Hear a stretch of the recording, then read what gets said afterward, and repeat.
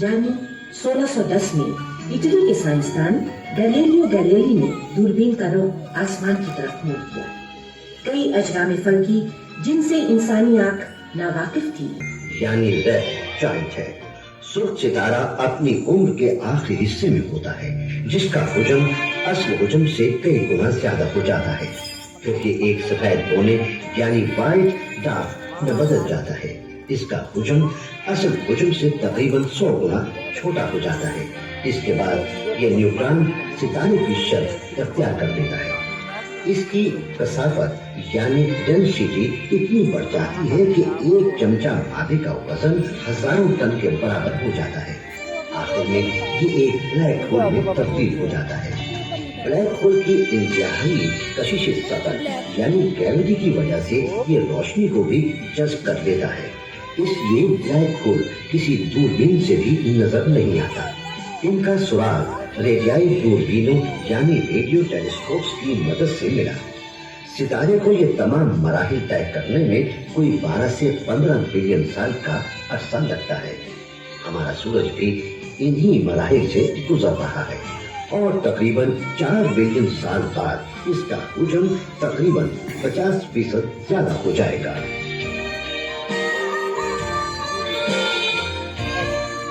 سورج کہکشاں میں تنہا ہی محو سفر نہیں، یہ اپنے 9 سیاروں، ان کی 97 چاندوں، بے شمار سیارچوں اور لاتعداد دمدار ستاروں پر مشتمل خاندان، جسے ہم نظام شمسی یا سولر سسٹم کہتے ہیں، کہ ہمراہ کہکشاں یعنی ملکی وے میں اس کے مرکز کے گرد گردش کر رہا ہے اور اپنا ایک چکر 20 کروڑ سال میں مکمل کرتا ہے. جبکہ اس کائنات میں 100 ارب کہکشائیں یعنی گلیکسیز موجود ہیں. یہ سب کہکشائیں بھی اس کائنات میں گردش کر رہی ہیں اور ایک دوسرے سے دور ہٹتی جا رہی ہیں. کائنات کی وسعت کا اندازہ 15 سے 20 ارب نوری سال یعنی لائٹ ایئر لگایا گیا ہے. یعنی روشنی کو اتنا فاصلہ طے کرنے کے لیے اپنا ایک چکر 88 دن میں مکمل کرتا ہے. یونانیوں نے اسے سورج کے پیغام رساں کے طور پر جانا.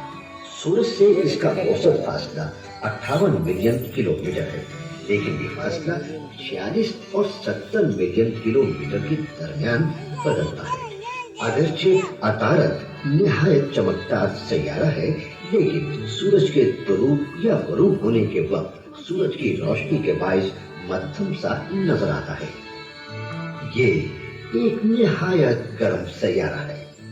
دن میں درجہ حرارت 800 درجے فارنہائٹ ہو جاتا ہے، جبکہ رات کو -300 درجے فارنہائٹ تک گر جاتا ہے.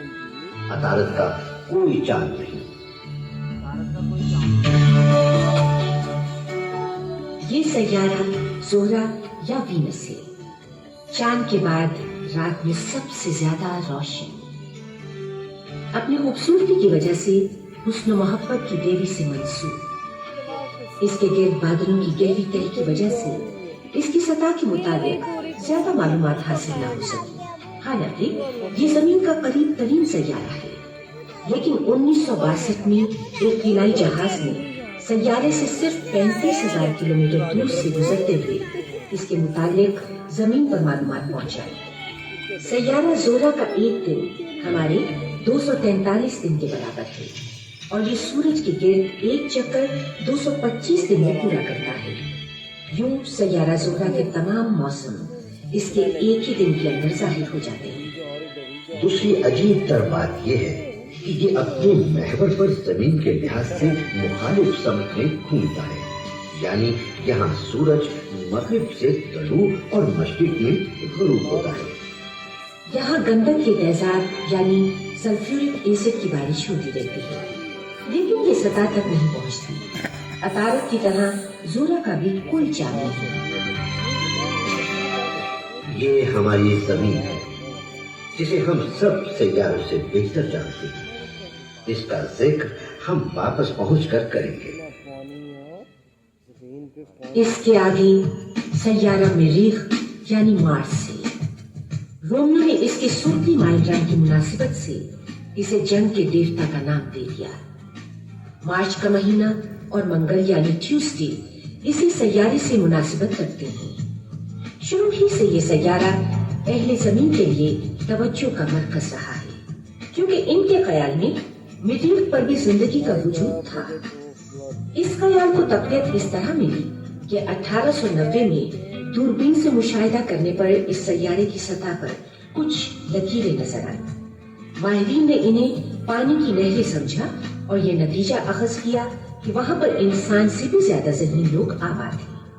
لیکن 1965 میں امریکی خلائی جہاز میرینر 4 مریخ کے قریب سے گزرا، صرف 10,000 کلومیٹر دور سے، تو یہ تمام خیالات غلط ثابت ہو گئے۔ اب تو مریخ پر 2 خلائی گاڑیاں اسپیرٹ اور اپرچونٹی بھی اتاری جا چکی ہیں۔ مریخ کی سطح پر ریت اور ہوا کے زبردست طوفان چلتے رہتے ہیں۔ پہلی نظر میں مریخ زمین کے مشابہ معلوم ہوتا ہے۔ یہ واحد سیارہ ہے جس کی سطح ہم دیکھ سکتے ہیں۔ یہاں قطبین پر برف ہے جو کاربن ڈائی آکسائڈ سے بنی ہے۔ آکسیجن اس قدر کم کہ انسان اس فضا میں زندہ نہیں رہ سکتا۔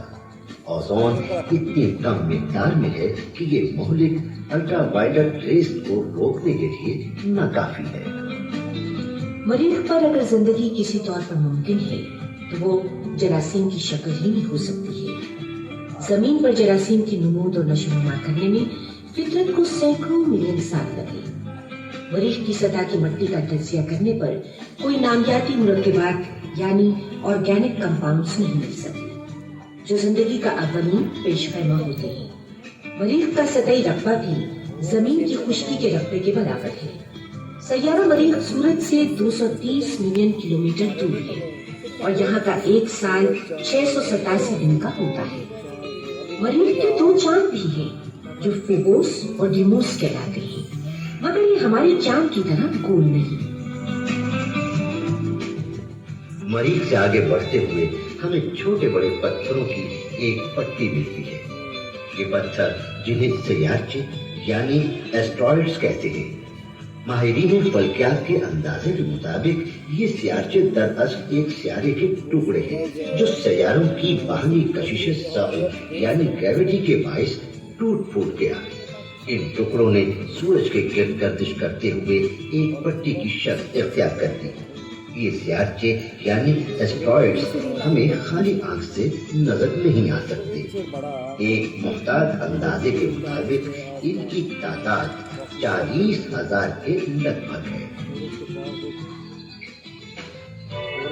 یہ عظیم سیارہ مشتری یعنی جوپیٹر ہے، نظام شمسی کا سب سے بڑا سیارہ، وزن میں زمین سے 318 گنا زیادہ، اتنا بڑا کہ اگر نظام شمسی کے تمام سیاروں ان کے چاندوں کا مادہ یکجا کر دیا جائے تو بھی وہ صرف مشتری کے مقابلے میں ہمارے 10 گھنٹوں کے برابر ہے۔ گہرے بادلوں کی وجہ سے اس کی سطح نظر نہیں آتی۔ مشتری کے کل 63 چاند ہیں، اس کے ایک چاند یوروپا کے نیچے مایا کے آثار ملے ہیں۔ اس سے اگلا سیارہ زحل یعنی سیٹرن ہے جو اپنے حلقے یعنی رنگ کی وجہ سے فوراً پہچانا جاتا ہے۔ زحل کئی لحاظ سے مشتری کا چھوٹا نمونہ ثابت ہوا۔ اس کے گرد بھی بادلوں کی طے ہے جن کی وجہ سے اس کی سطح بھی پوشیدہ رہتی ہے۔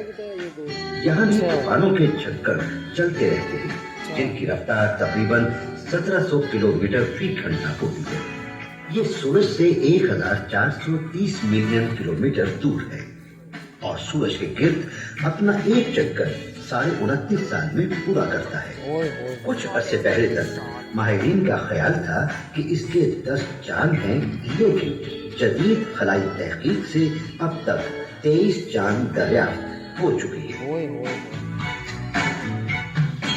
اس کے آگے یورینس اور نیپچون ہیں جو بہت دور ہیں۔